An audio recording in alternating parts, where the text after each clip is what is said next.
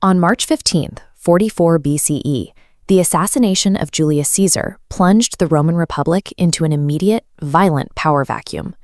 The streets descended into factional panic as rival politicians scrambled to claim control of the empire. Amidst the chaos, Caesar's will was unsealed, revealing a surprising primary heir.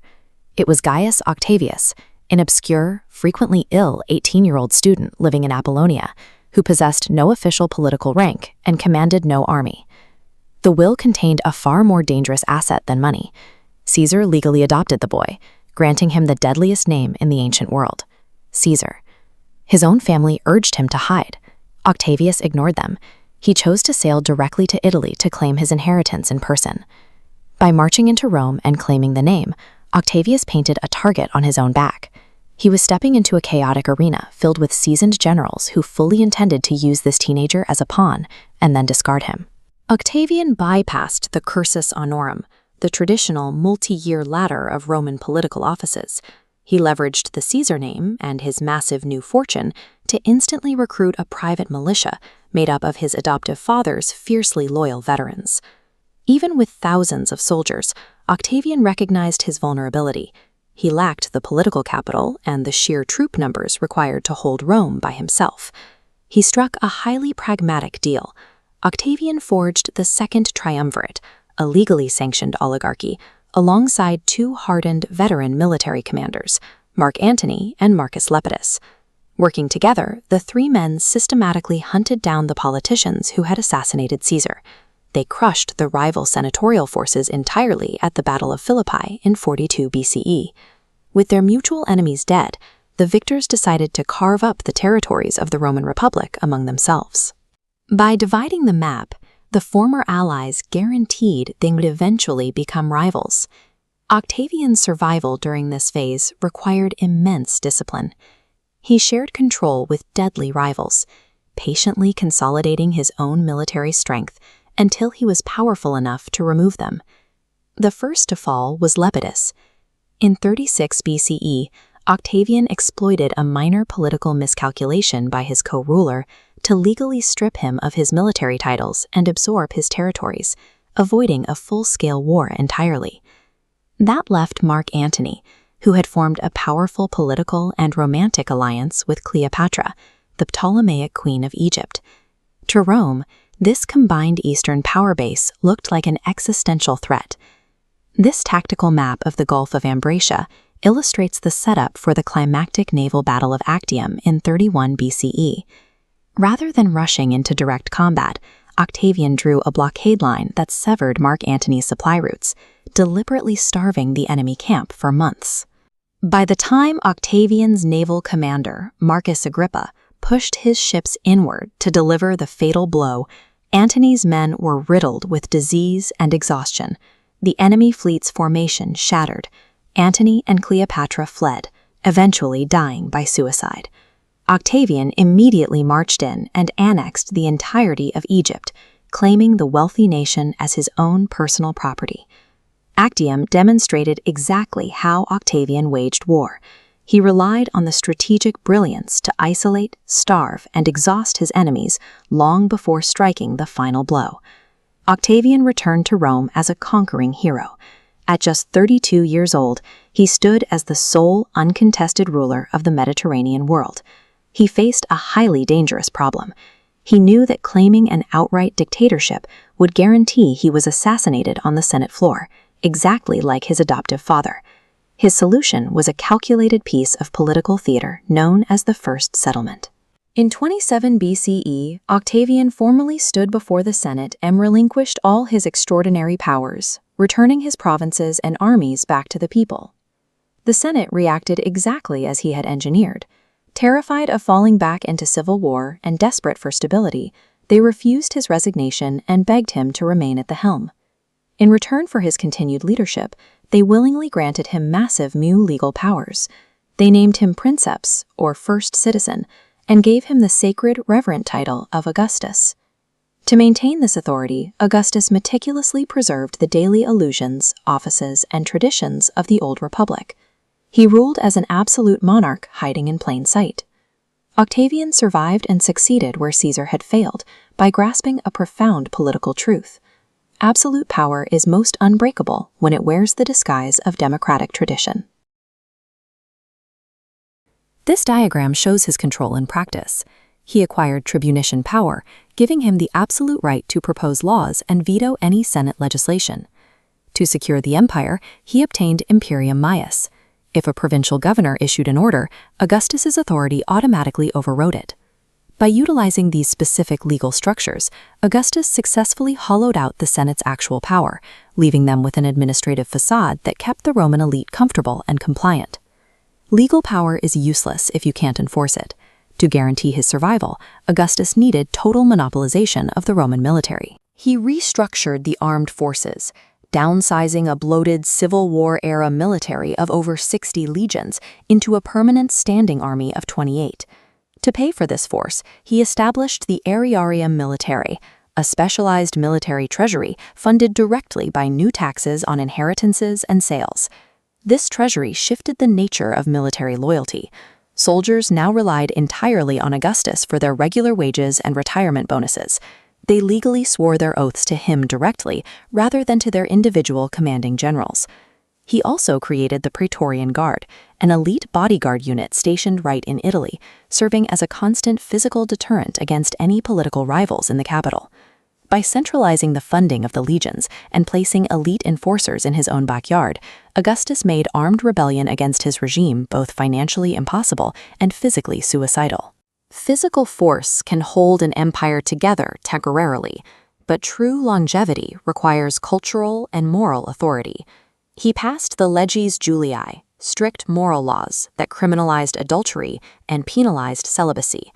This framed Augustus as the savior of traditional Roman family virtues. He backed this up with a massive literary campaign. By patronizing writers like Virgil, who wrote the epic poem The Aeneid, Augustus presented his family's rule as a divine, inevitable destiny. He provided visual evidence of the stability he brought through monumental marble architecture, like the Arapaces, displaying his family in a pious, harmonious procession. Intertwining his regime with strict morality, with epic literature, and grand public works, Augustus successfully rebranded his absolute autocracy as the ultimate defense of traditional Roman identity. By the time he died in 14 CE, he had earned ultimate honors like Pater Patriae, father of the country, while the old republic had long since drifted into romantic memory. The immediate, seamless succession of power to his stepson, Tiberius, proved that the autocratic system he designed was now a permanent fixture of the Roman world. The result was the Pax Romana, 2 centuries of internal stability, secure borders, and economic growth. But it came with an ultimate trade-off. The Roman people accepted spectacular infrastructure, internal peace, and a narrative of traditional greatness in exchange for the permanent loss of their political liberty. Augustus authored the definitive playbook for authoritarianism. He ultimately proved that a populace will willingly surrender their freedom if the gilded cage is secure enough. Pliny the Elder called him the gloomiest of men. History remembers Tiberius as a paranoid tyrant, a man who ruled the Roman world through terror and debauchery from an isolated island fortress. But this statue of his predecessor, Augustus, points to a different reality. Augustus built the empire on a brilliant illusion called the Principate, a system where he held absolute monarchical power, but dressed it up to look exactly like the free republic of old. To survive his death, this illusion strictly required another charismatic heir from his own Julian bloodline. But Augustus's preferred successors kept dying prematurely. Desperate to keep the republic's corpse propped up, Augustus built a succession trap, one that would ensnare Rome's most capable yet most reluctant soldier. Out of sheer necessity, Augustus turned to his stepson, Tiberius. He was a stern, highly effective general from the ancient Claudian aristocratic family, not Augustus's own Julian line. To force Tiberius into that bloodline, Augustus demanded an immense personal sacrifice. He ordered Tiberius to divorce the woman he deeply loved, Vipsania, and marry Augustus's highly scandalous daughter, Julia.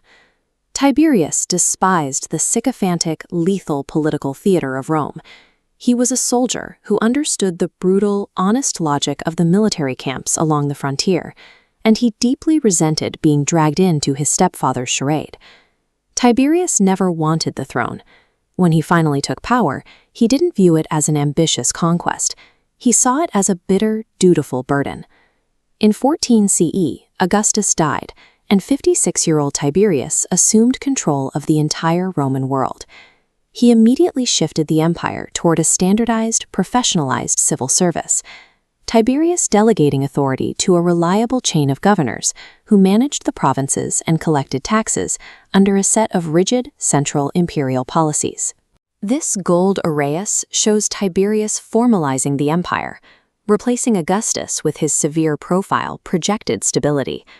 The reverse's seated figure projects an illusion of peace. Ironically, while maintaining peace abroad, he despised the politicians at home, calling the Senate men fit to be slaves.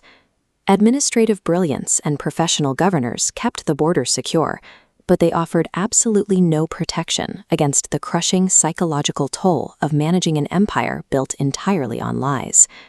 The cracks began to show when his popular nephew, Germanicus, died mysteriously in the east. Germanicus's widow immediately blamed Tiberius, launching a relentless political vendetta that the emperor could not ignore. Then, in 23 CE, Tiberius's own son, Drusus, died suddenly. It was only discovered years later that Drusus hadn't fallen ill. He had been poisoned by his own wife in a calculated murder. The great cameo of France shows the densely packed Julio-Claudian dynasty. Augustus's forced intermarriages turned the court into a claustrophobic viper's nest. Though commissioned to project family unity, the deified dead hovering above actually highlight a mounting body count of assassination and betrayal. Watching his heirs systematically exterminated finally broke his spirit. The dutiful, pragmatic soldier was gone, replaced by a deeply paranoid recluse. In 26 CE, Tiberius made a fatal, unusual decision.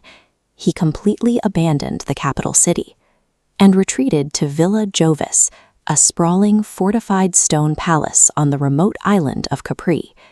His absence proved that the Roman state could function as an automated machine. The bureaucracy was now so formalized that tax collection, border security, and the courts continued to operate without the emperor's physical presence. But this automated system turned lethal in the hands of his Praetorian prefect, Sejanus. He used the established legal structure to launch a reign of terror, utilizing treason trials to purge rivals and dismantle Tiberius's remaining family. The Principate had been designed specifically to prevent the aristocracy from shedding each other's blood. Now, it had violently mutated into a self-sustaining machine for elite slaughter. The climax arrived in 31 CE. From his isolated fortress, Tiberius finally intercepted evidence that Sejanus was plotting to overthrow him. He didn't march an army on Rome. Instead, Tiberius orchestrated a swift shadow strike from Capri, smuggling a single letter to the Senate that resulted in Sejanus's sudden arrest and execution. What followed was a bloodbath in the capital. Tiberius unleashed a wave of vengeful purges against anyone even loosely associated with the conspiracy. Discovering the ultimate betrayal by his most trusted confidant permanently shattered whatever remained of Tiberius's sanity and his trust in humanity. When Tiberius died at age 77, his passing went completely unmourned. The Roman crowds openly cheered, chanting, "To the Tiber with Tiberius." His endless paranoia and purges had left the empire entirely in the hands of his only surviving, deeply traumatized heir, Caligula. By spending his final decade running the state from Capri, Tiberius proved the Principate had become a self-sustaining bureaucracy. He had successfully transitioned Rome from a charismatic revolution into a formalized machine that no longer required its leader to be present. Tiberius saved the Roman Empire through grim, cold competence, but the cost was absolute. The system he preserved destroyed the man, leaving behind an institutionalized nightmare. The stories read like a fever dream. A Roman emperor wandering his palace at night, having whispered conversations with the moon.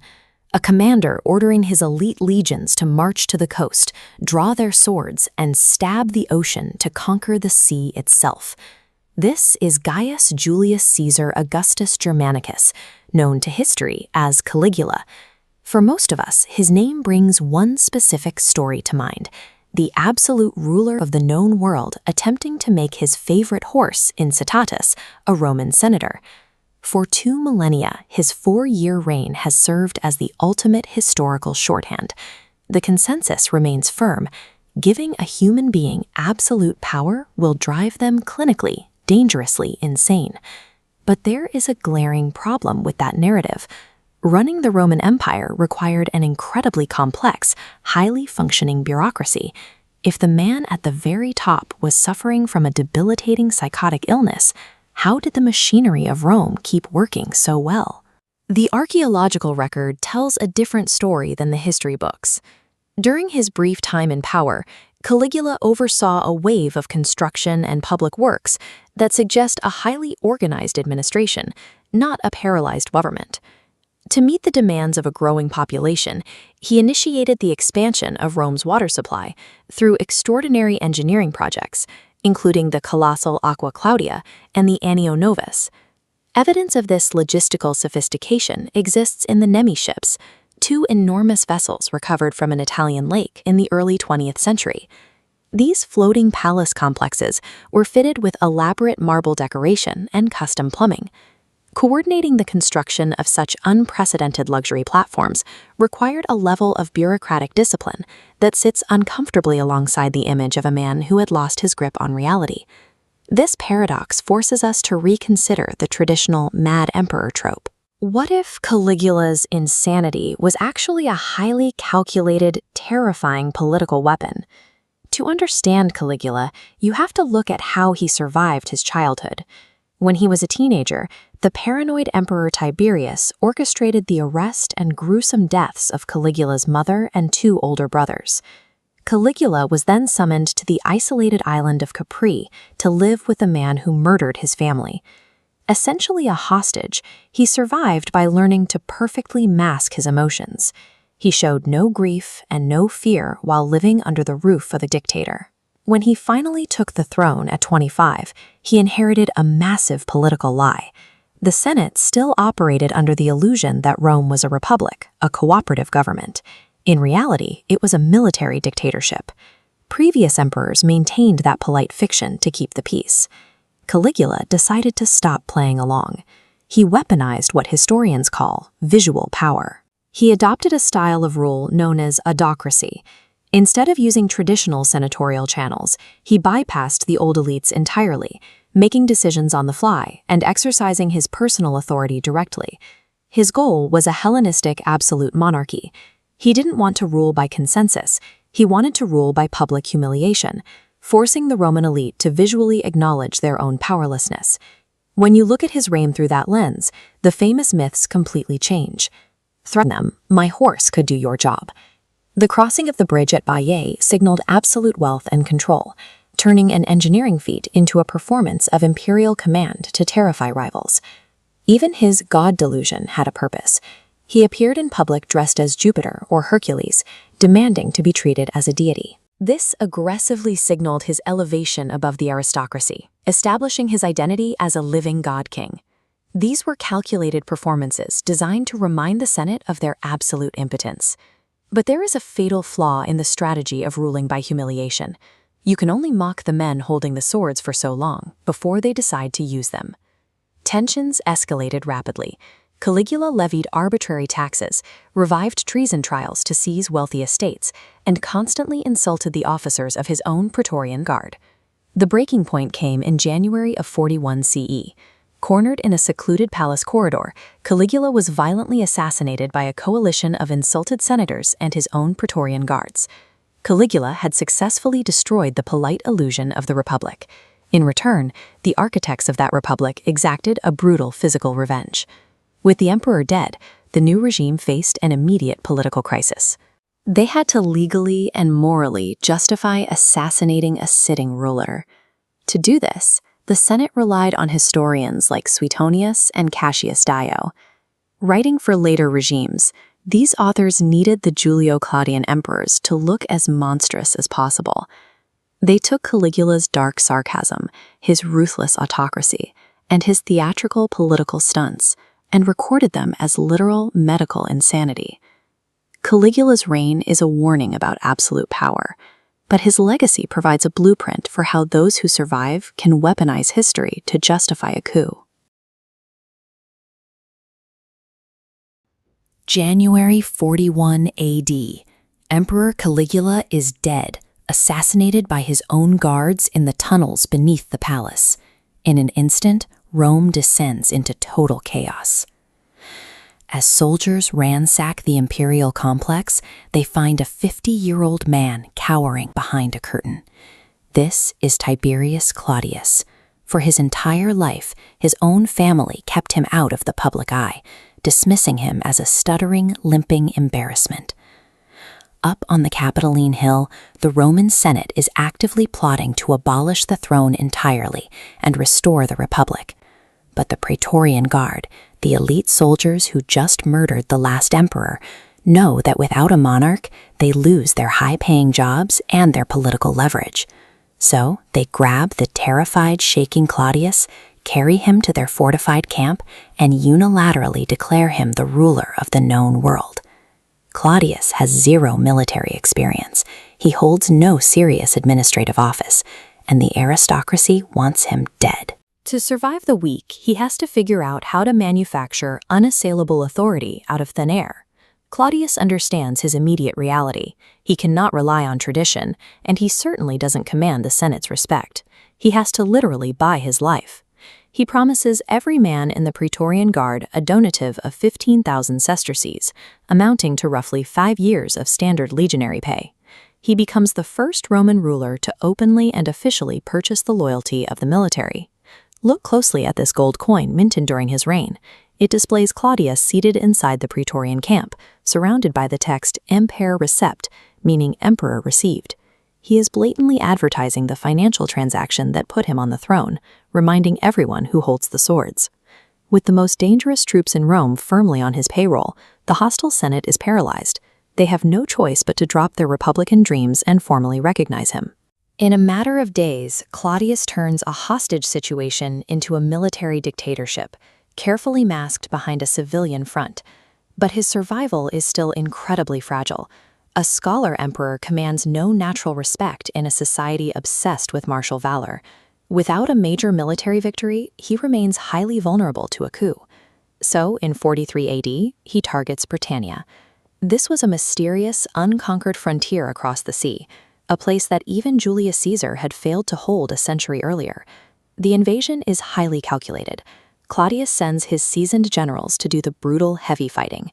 Once the hard work is done, the emperor himself travels to Britain, stays for exactly 16 days, and personally accepts the surrender of 11 local kings. He returns to Rome and throws a massive propagandistic triumph to completely rewrite his public persona. He commissions statues like this one, depicting himself not as a frail academic, but standing victorious with the symbols of a god. Through this strategic expansion, which also included annexing Lycia and Thrace, he successfully rebrands the vulnerable, stuttering outcast into a formidable and untouchable commander-in-chief. Yet, even with his military credentials secured, Claudius faces relentless domestic paranoia. The aristocratic Senate continues to plot against him, leading to the execution of over 35 senators during his reign. His solution for long-term survival is ruthless. He decides to strip administrative power away from the hostile aristocracy entirely. Claudius builds his own centralized civil service. He elevates highly competent, formerly enslaved men, known as imperial freedmen, to run specialized bureaus for finance, correspondence, and justice, cutting the senatorial class entirely out of the loop. While neutralizing the Senate, he buys the loyalty of the common people. He initiates massive, pragmatic infrastructure projects to secure Rome's volatile food and water supplies. Look at the scale of the Aqua Claudia, completed under his direction. Projects like this, alongside a massive new deep-water harbor at Ostia, demonstrate a ruler focused on systemic stability rather than aristocratic tradition. By the end of his first decade, Claudius had replaced traditional patronage with a wall of bureaucracy, securing his life through systems rather than senators. Then comes the tragic irony. After 13 years of outmaneuvering the deadliest politicians in Rome, Claudius is poisoned from within his own household by his wife, Agrippina, in October 54 AD. With Claudius dead, the humiliated senatorial class finally gets their revenge by writing the history books. Elite writers like Suetonius, Seneca, and Tacitus embark on a generational smear campaign. They paint him as a drooling simpleton, a weak-minded fool, constantly manipulated by his wives and his freedmen's staff. The very people Claudius bypassed for the good of the empire ensure his historical legacy is defined by his physical impairments rather than his political acuity. But modern archaeological and epigraphic discoveries tell a completely different story. Take a look at this artifact, the bronze Lion tablet. It preserves a speech Claudius delivered to the Senate. These dense, meticulous Latin inscriptions reveal a highly intelligent administrator who drafted nuanced legal and social policies. Reading these exact words proves his active, controversial integration of provincial elites from Gaul into the Roman Senate. He was actively expanding the legal definition of who could be considered Roman. This evidence reveals a ruler who prioritized a professionalized civil service and the integration of the provinces over the traditional whims of the elite. The accidental emperor established the structural foundation that allowed Rome to govern its vast world state for the next 200 years. In the summer of 64 AD, the center of the Roman world was an inferno. Legend says while the flames flickered against the hills, Emperor Nero stood on his balcony, plucking a lyre and singing of the destruction of Troy. We know him as the man who murdered his mother, Agrippina, and executed his wife to marry his mistress, the ruler who rounded up a small religious sect called Christians and fed them to hunting dogs for public entertainment. For nearly 2,000 years, this image of Nero as the ultimate cinematic villain has been treated as objective historical fact. But the details of this story often collapse under scrutiny. The fiddle didn't exist yet, and when the Great Fire actually broke out, Nero was 35 miles away in the coastal town of Actium, rushing back only when he heard the city was in danger. The image of the crazed performer was built on errors like these. This history was preserved by the survivors of his reign, the elite class that had every reason to ensure he was remembered as a monster. Nero took the throne at just 16 years old. Initially, his government was managed by the Stoic philosopher Seneca, who steered the teenager toward a surprisingly stable administrative path. Historians call this early period the Quinquennium Neronis. During these 5 years, Nero slashed public taxes, implemented new civil rights for slaves, and banned the most violent, blood-soaked contests from the public arenas. This chart of his early currency reforms shows his real priority. By manipulating the weight of the denarius and the aureus, Nero was able to fund a massive social safety net, building a direct, almost cult-like bond with the common people. He leaned into this popularity by presenting himself as a sun king. He grew his hair in long, Greek-style waves and appeared in public as a charioteer and musician, effectively styling his public persona as the god Apollo. In Nero's Rome, a few hundred aristocratic families were completely outweighed by 1 million common citizens. To those masses, an emperor who sang and acted was a celebrity hero. But to the Senate, these performances were a degrading spectacle. They saw an emperor on stage as a breach of every tradition that kept the elite in power. Nero's artistic life was a political weapon. By turning himself into a popular icon, he stripped the Senate of their role as the keepers of Roman culture and authority. That strategy worked until the Great Fire of 64 AD. The disaster was a catastrophic PR crisis, threatening the very public support Nero had spent a decade building. Nero reacted with massive relief efforts. He opened the city's public monuments to house the homeless and ordered emergency food supplies to be brought in from the countryside to prevent a famine. But he followed these efforts with a massive political mistake. He seized hundreds of acres of the burned city center to begin construction on the Domus Aurea, a sprawling, opulent, golden house for himself. The Senate weaponized the project. They convinced a grieving public that the fire hadn't been an accident at all. They claimed Nero had started it specifically to clear the land for his new palace. As the rumors grew dangerous, Nero's survival instinct kicked in. He needed to deflect the accusations onto a group the public already hated. He settled on the Christians. At the time, they were a marginalized fringe group, already viewed with deep suspicion by the Roman mainstream for their refusal to participate in traditional civic religion. The subsequent executions were a ruthless, calculated move to shift the blame. Nero used the blood of a fringe group to maintain his own political stability. By 68 AD, the military had revolted. Declared a public enemy by the Senate and abandoned by his guards, Nero committed suicide. The Senate responded with a decree of damnatio memoriae, a systematic erasure of his existence. They ordered his name chiseled off public buildings and his statues smashed or reworked into other figures. Yet the elite hatred didn't match the feelings of the common people. For years, anonymous mourners left flowers at his tomb in the middle of the night. His popularity outside the capital was so strong, several false Neros emerged in the following decades, each claiming to be the returned emperor, finding thousands of supporters ready to follow them. But the people who loved him didn't write the history. Our primary accounts of his reign come from men like Tacitus and Suetonius, writers with direct ties to the senatorial class that Nero had spent his life humiliating. In their hands, a strategic populist was rewritten as a senseless madman. They buried the details of his tax cuts and social reforms under a mountain of stories about his debauchery and the fire. Nero was a ruthless ruler who killed to keep his throne, but his story remains the ultimate warning about historical memory. Emperors may control the present, but the surviving